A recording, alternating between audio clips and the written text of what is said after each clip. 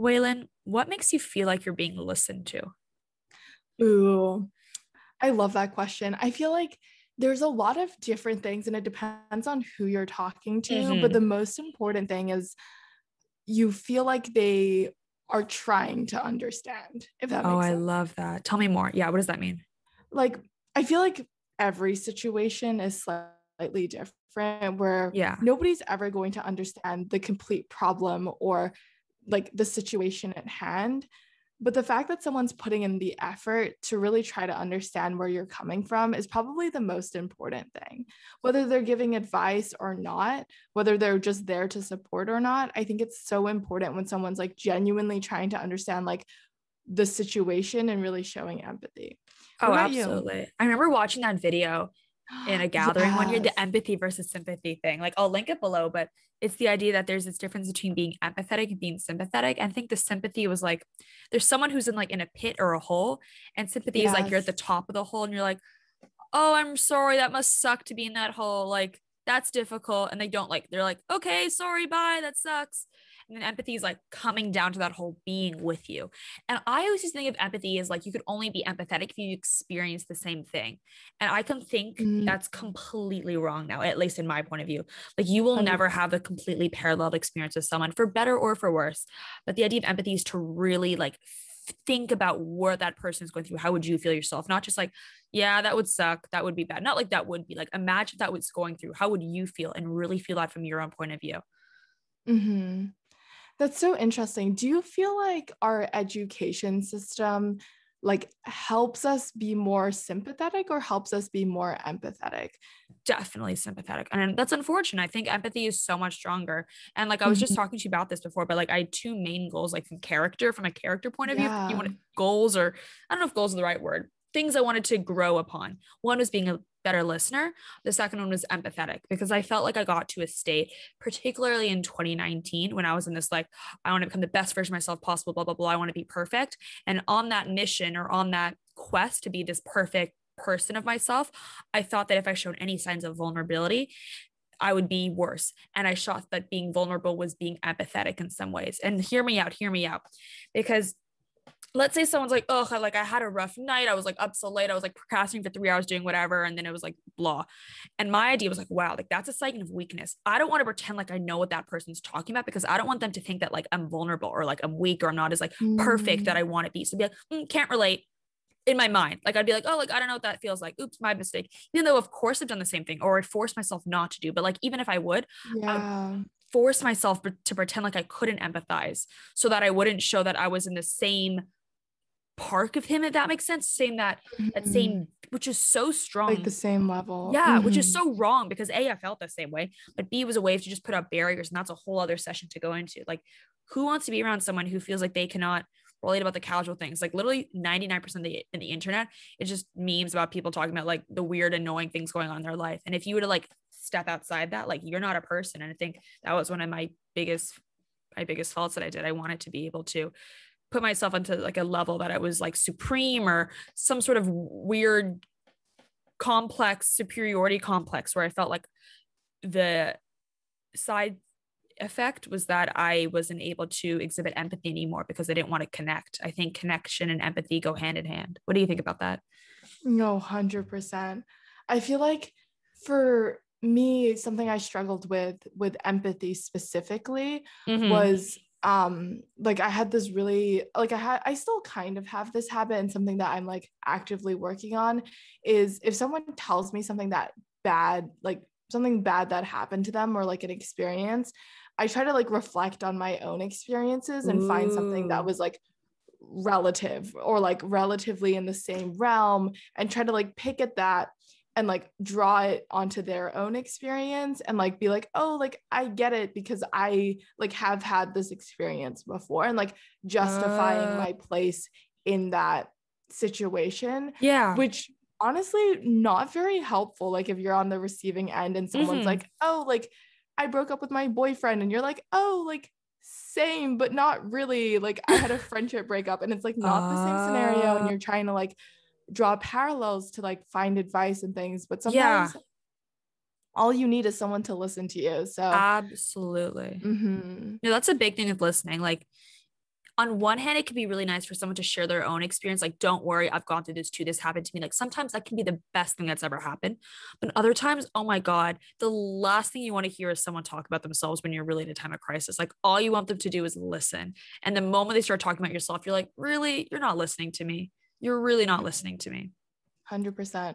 Well, it feels like there's so many different tips and tricks on how to become a better listener. Yeah. And there seems to always be like a balance. Like you tell stories, it can be great, but like sometimes it's not. Sometimes you want to be like giving advice and sometimes you don't want to be. Yeah. But then sometimes you just need to listen, but sometimes you can't just listen. And there's like more action. So like, how do you kind of navigate what to do in a scenario? No, that's a really good question, because I think you can take a very rhetoric approach and be like, okay, from a rhetoric point of view, what's the best way to listen? How do you want people to understand and people to be engaged with you? Yes, you can speak more eloquently. Yes, you can be more narrative in the way that you speak to someone, or you can speak in the special rule of threes like you taught us in a couple episodes ago. Yes, of course, that's all there. But at the end of the day, when you're feeling so vulnerable and the last thing you want to talk about is trying to think about how the other person is perceiving you, you need to be the person who's there. I'm thinking from the person about who's the listener now, not the person who's speaking. So from a listener point of view, something that I've received, number one, is eye contact. Eye contact is so, so, so huge. Little point for me. I know I can tell when I start to like a guy when I'm not able to give him eye contact for a little bit, because I'm like, shit, like that's it. Like I know eye contact is so powerful for me. So definitely eye contact. For me as well, nodding. Like I feel like sometimes even like like having things a little bit in between, like saying like, yeah, absolutely. Because sometimes, like especially on phone calls or like voice calls, especially if you're talking for a while and it's like silent for like a couple minutes, 5 minutes, 10 minutes, you're like, wait, are you still there? Like even having the like, yep, like I'm following along, like a nod, especially even like in a class, like if you're ever in class and the professor's like lecturing, just looking at the professor, giving them a nod and being like, yes, like that can mean so much. Like keep 100%. going, you're doing great. And then I would say the third thing, so the first thing being the eye contact, the second being the nodding. The third thing I would definitely say is, this goes without saying, but like when you're listening to someone, fully give them your attention. That means do not be on your phone. Like the idea of someone sharing something so vulnerable about their life and you're like scrolling on Instagram or texting someone else, I think is such a sign of disrespect. So if you're listening to someone, particularly when they're like sharing something really personal, be there for them. Do not be on your phone. Like that is just a blatant sign, at least in my opinion, that just like there's something more important going on and what you're saying is not what I'm listening to. That would be my main three things. What about you? Ooh, I think there's a couple on my hand. I think when I think of becoming a better listener, my main thing is like looking to the people around me for like how to become a better listener. Like I think there's very much a culture of like you should be your own person, whatever. But when it comes to listening, I feel like the best way to become a better listener is obviously to practice listening, but also just like look at the people you admire the most or the people that you feel the most comfortable with talking, and like take pointers from them. Like when they're listening to you, like what do you like about when like they listen to you? Like do you like the way they nod? Do you like the way that they are like helpful or just there for you always, or give you your full attention? I think I've learned so much from people around me that I think are good listeners. My sister, for example, I know she's always there for me, but one of the things she does as a listener is she kind of gives me like the like hard like truths that I need to hear sometimes. Like I'm very much an optimistic person and she's very much a skeptical person. So just hearing that balance has always been super important. I think the other thing for me that's really helped put things into perspective is being able to realize that you are the main character in your head, but when something happens to someone and they're sharing it, like in their head, it's like the biggest thing. It's like the most inflated thing in their mind. And even though to you, it might seem really small, like put yourself in their shoes, as in like, put yourself, like if you were in that scenario in your head, like something of that scale in your head, like what does that feel like? Yeah. If that makes sense. No, that makes so much sense. Because like think about it. Anytime anyone shares anything in a conversation that's somewhat personal, think about the fact that like That's 5% of what they're thinking about. If someone's willing to say like, I'm going through this, or this is difficult now, they're thinking about that 100x times more in their head than that they're sharing that in person. So really take account for that. Just because it doesn't feel like a big deal to you, the reason that they're vocalizing that is because it's something that's going on in their head so much so that it's bubbling over out of their head into their mouth, into you.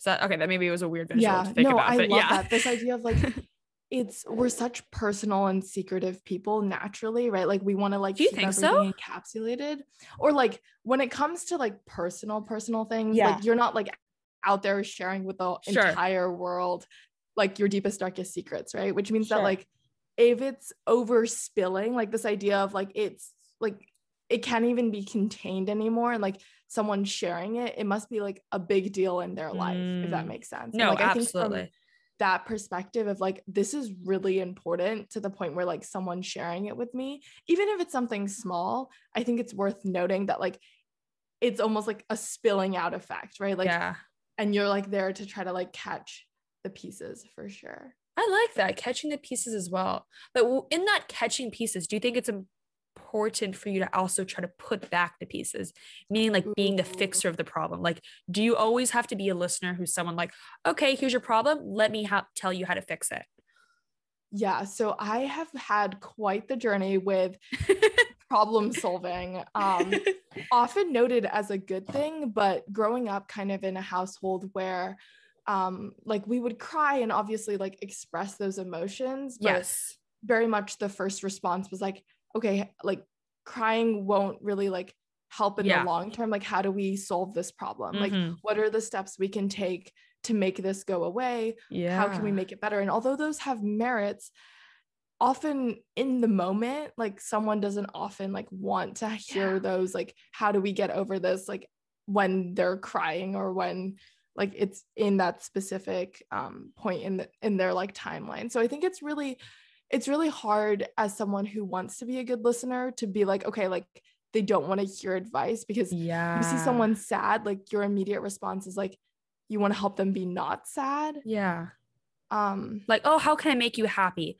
Like, exactly. It's such a wishful wish, and like so hopeful, so wholesome, nothing sinister about it.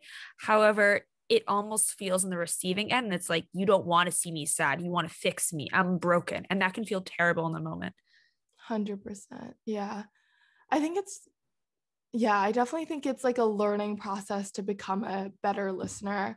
I think one of the things we often talk about, and we've talked about on this podcast as well, is just asking people what they need in that moment.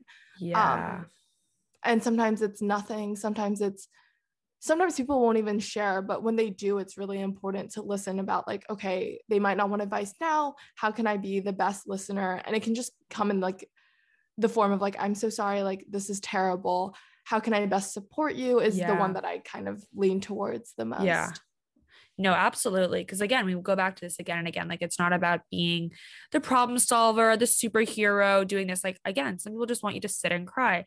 And like another thing I've realized too is like sometimes people want to push their remedies onto you. For example, I have friends when I'm upset, I have one friend who all they want to do is kick back and watch a movie. Another friend, all they want to do is go out and get crazy drunk or go to KTV or whatever. I have another friend, all they want to do is like bury their head in books. And for me, it honestly is a combination of different things at different points. Like, it's not one stop thing. So it can be difficult at times when I see people like pushing their remedy on you. Although, of course, it comes from a place where they want to help you and they want to support you. It does take some self-awareness to understand that your happiness fix, or your way to recovery into what your homeostasis is, not to say everyone's homeostasis is happiness, is not the same for everyone else. And again, I think it comes from a place of you want to be to your truest authentic self. So sometimes when people, like an extrovert would want to be around people most of the time when they feel sad, or an introvert kind of want to spend time by themselves. So kind of understanding the space and picking up on the little cues that your friends are saying, especially when they're in time of crisis. They're like, yeah, I just kind of want to go back to their room. That means in their head, they're saying, all I want to do is be around not anyone else. I just want to be with myself. If someone's saying like, oh, I'm kind of tired, that person is mentally exhausted, they're socially drained, they're emotionally drained, they just want to like listen to those little cues. And at the end of the day, to be a listener, sometimes all you have to do is just shut up and listen. All you have to do sometimes is just shut up. I think it's also really important when we're on this topic of listening, to listen to yourself as well. Ooh. I think this week, kind of like a context for Tell me. everyone. So with the like new strain of virus, Princeton like released this big news that for any international students who are choosing to fly out of the US to go home for the first time or something like that, they may not be guaranteed to come back in the spring, and Princeton won't offer like a virtual semester for them. So they would have to gap year for until spring 2023. So that's the context. And it was really hard because I was really looking forward to going back to Singapore. And during this week, as I was like kind of processing this news with my family and all of that, I realized that my mechanisms to deal with bad news have changed over time. I used to be someone who like really just wanted to talk out everything that was happening to me. And like that was kind of my remedy. Like as long as I could have someone that I could just spill everything and just like talk it out, I would always feel really like good after. What I found this week was I just kind of wanted some alone time. I was talking to Ali about this. Like I really wanted to just be in my room, go to sleep early, just take care of myself in that way. And I got really frustrated with myself as well. I was like, I don't know why I want to just be like at home. There's only 3 weeks left of the semester. Like I should be, going out with friends and like enjoying my time on campus and like being more grateful for the wonderful life I have here. And I think a big part of listening is like listening to yourself as well, and like listening to changes in habits that are not necessarily a bad thing. I think being in tune with yourself will definitely help you become a better listener as well. And that's just something, I don't know, something I learned this week. No, I think that's such a lovely point and a lovely way to kind of circle back to it as well. Like we started this conversation off with talking about listening to others, but at the end of the day, if you can't listen to yourself, like what are you going to do? And like I've been telling this all week, like I'm so flippin' proud of you of the way you've been able to like listen to yourself and be intuitive and hear the most authentic Weilyn Ashley Chong from her heart and soul to her toes and knees and ears, just really listening to yourself. Cause like that's the coolest thing in the world. And when you feel like you have like a disconnect between like your heart and your mind and your body, and you can be as spiritual voodoo as you want, like you feel like, how can you listen to others if you can't listen to yourself? 100%. Like it really takes some time. Like, would you say that something that you've learned this week has to do with being someone who can really just connect with others in some way? Or would you say it's a way that you've been connected to yourself? Like, what's something you think you've learned this week that you would have told yourself, I guess, from 1 week ago? Not knowing this news, I guess. I think one thing, I was like so bent on this idea that if I couldn't go home, I would like crumble. Like I was like very much like, as soon as my mother like told me a couple weeks ago that there was like a possibility I wasn't going home, like I burst out crying. I was like, this is ridiculous. Like I want to go home so badly. And I thought that if it happened, like if it happened that I couldn't go home, like I would break as a person and like I wouldn't be able to recover. Yeah. What I found this week is that although it's been really, really difficult, I'm like really fortunate to be in a place right now where I can bounce back from it. Like it's not like a easy recovery. Like this week has kind of been a little bit of a shit show, but like knowing that I can like wake up and be okay and like have a good day, and like pull myself through a day has been something that I really kind of needed to prove to myself. And that like something like this like won't, as cliche as it is, like it won't break me, if that makes sense, when I thought like it really would. So yeah, I don't know. It's been an interesting week. I think a lot of growth for me, and also just being like aware that this is like a temporary state, like just because right now like I don't want to be with people all the time 24/7, like that's not who I am always. And I think it's really important to realize that like your identity is so fluid and you can be in such different states, and that the people who are really your friends understand that you're going to be different at different states and appreciate you no matter what state you're going for. I can talk like one of my best friends here, Katie, like she knows like this week has been really hard for me. And so like whenever I'm like, oh, like it's an early night and it's like 9:30 p.m., she like always FaceTimes me before I go to sleep and just like checks in on me, even if like we haven't seen each other the whole day.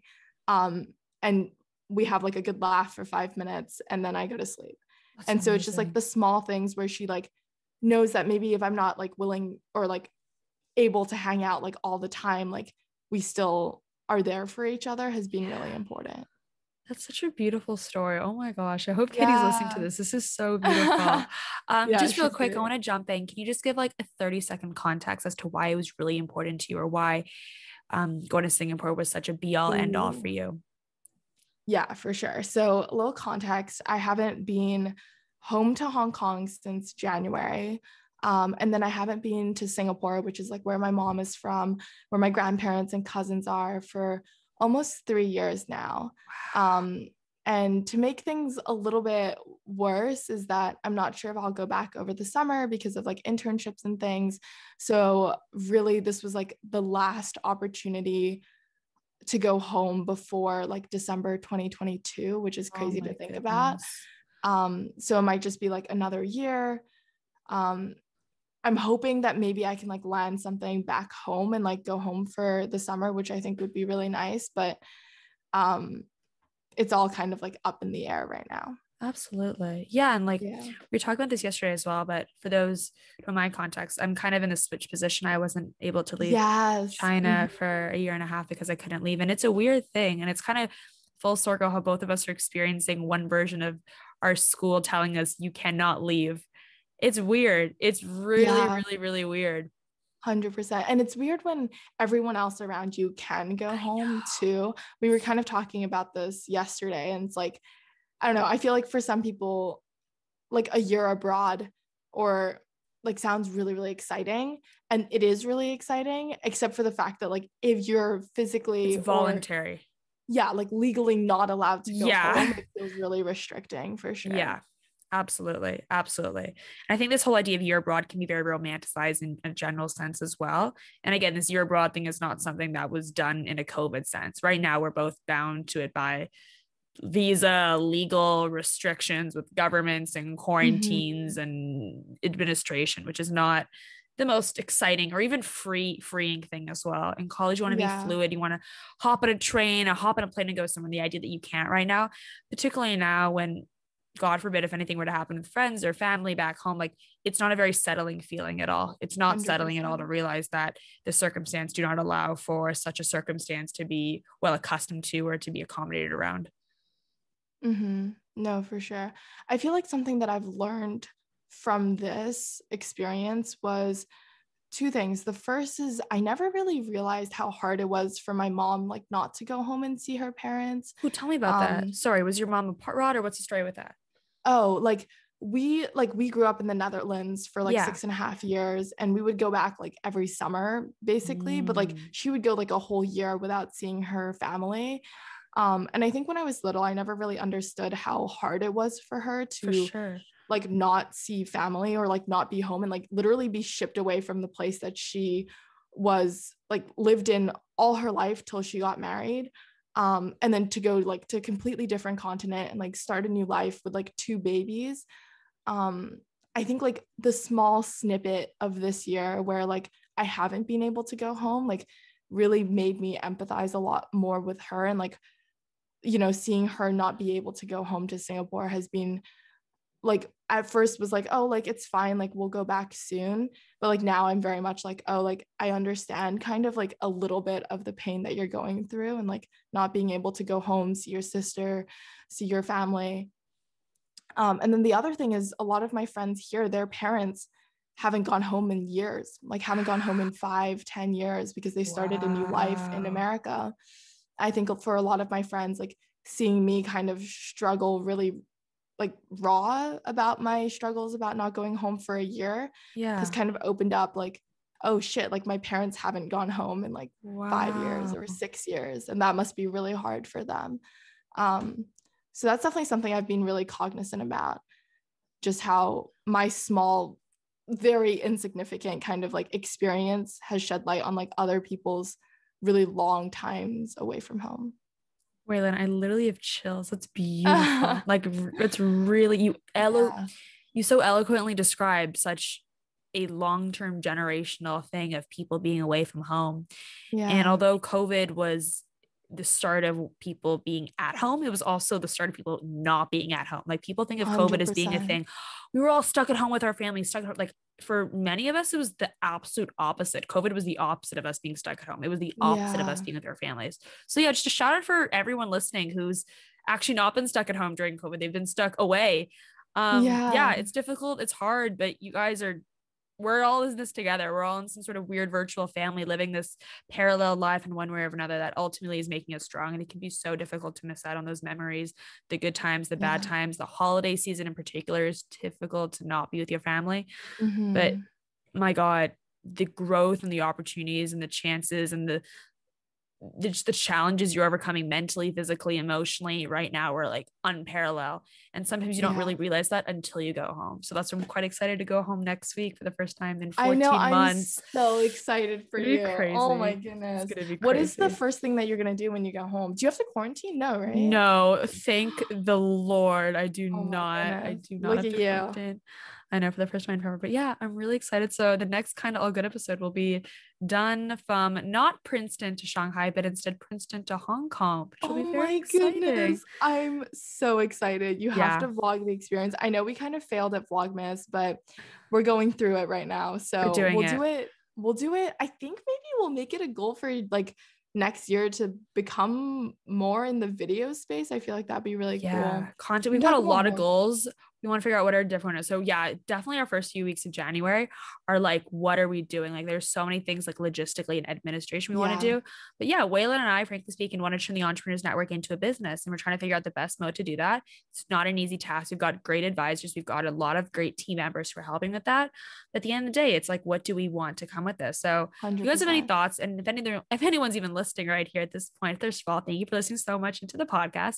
Second of all, I mean this truly and honestly, send us a DM, send us a direct message on Instagram, hit us up on email, whatever. We have all the links below. We want to hear just your random thoughts about what we're doing so far, where you see this could be going, and any if you resonate with any of the things we're talking about, we'd always love to start a conversation, because it really does mean a lot to us. Every single message we get, like even before we start this podcast, I got a message from an old friend of mine saying that she listened to our podcast, really liked it. Like every single message gets to us, and it makes us feel so happy to just be heard and to know that in some way you enjoyed listening to this and it was a nice cloak of your day. That's been my favorite word of the day. Someone did a guided meditation for me this morning, a whole other story, but they were like talking about like find this beach and blah blah blah, this happy space, happy memory.